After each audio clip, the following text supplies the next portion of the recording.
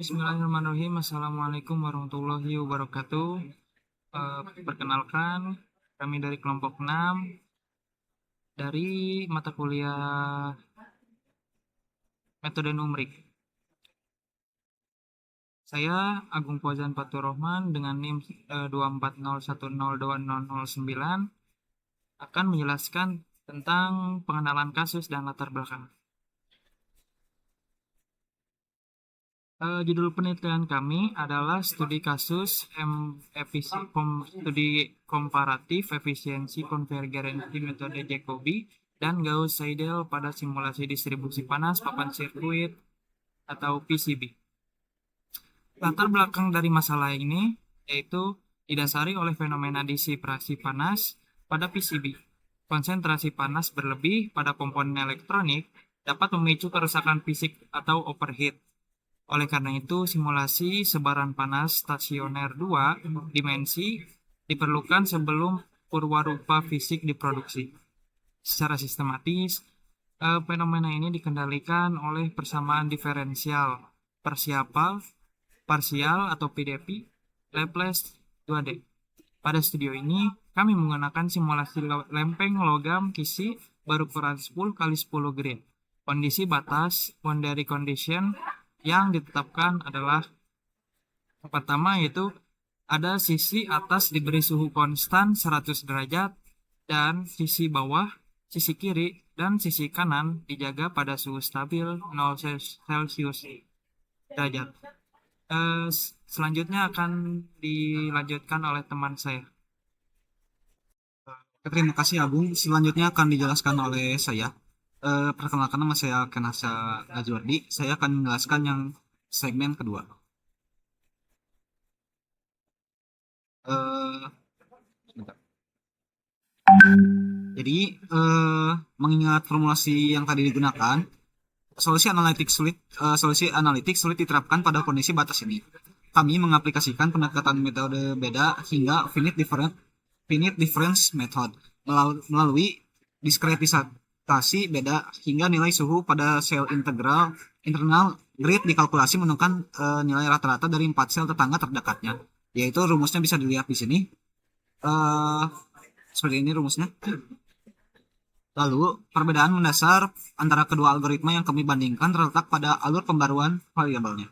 Yang pertama ada metode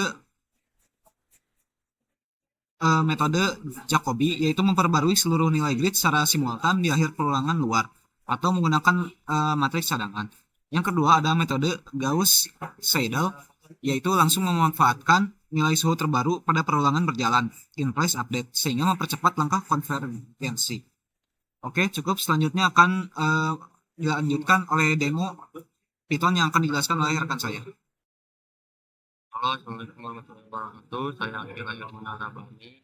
Di sini saya akan menunjukkan live run project Python yang dibangun secara from scratch tanpa bantuan developer instan.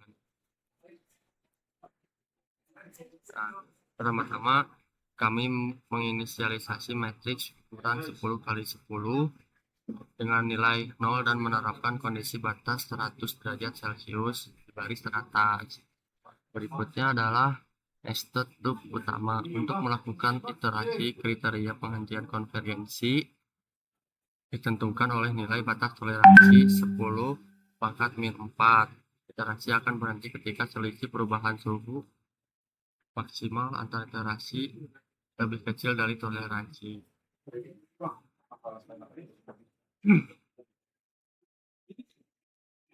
Perhatikan bedanya pada kode fungsi Jacob. Jacobi menyimpan estimasi new terlebih dahulu, sedangkan Gauss-Seidel langsung memperbarui elemen matriks saat itu juga. Sekarang mari kita jalankan kodenya.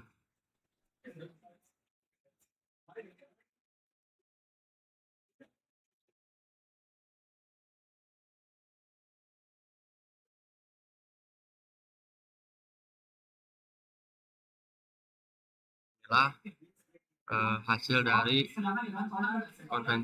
konvergensi metode numerik. Metode Jacobi Jumlah iterasinya total 163 kali, waktunya 0,0182115 detik. Metode Gauss-Seidel jumlah iterasinya 87 kali, waktunya 0,009163 detik.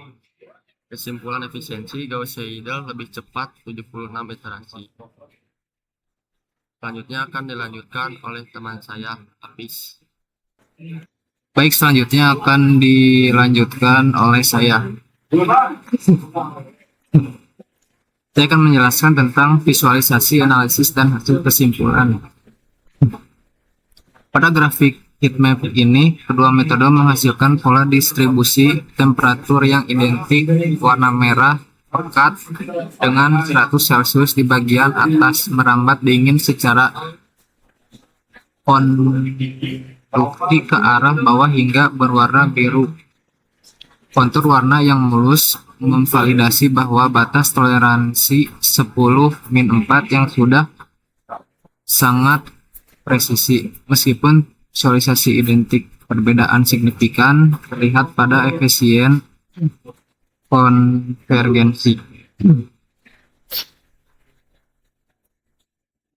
Secara analisis, pemrograman Gauss-Seidel jauh lebih unggul karena pembaruan variabel secara real-time menyusutkan radius pencarian konvergensi hampir 2 kali lebih cepat dibanding Jacobi.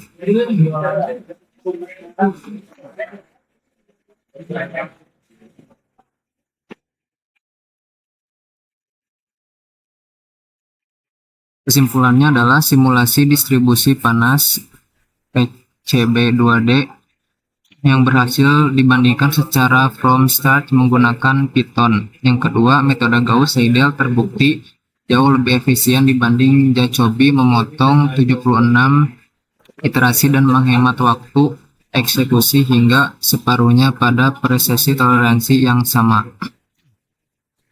Sekian yang dapat saya sampaikan. Mohon maaf bila ada kesalahan. Wabillahi taufiq wal hidayah. Assalamualaikum warahmatullahi wabarakatuh.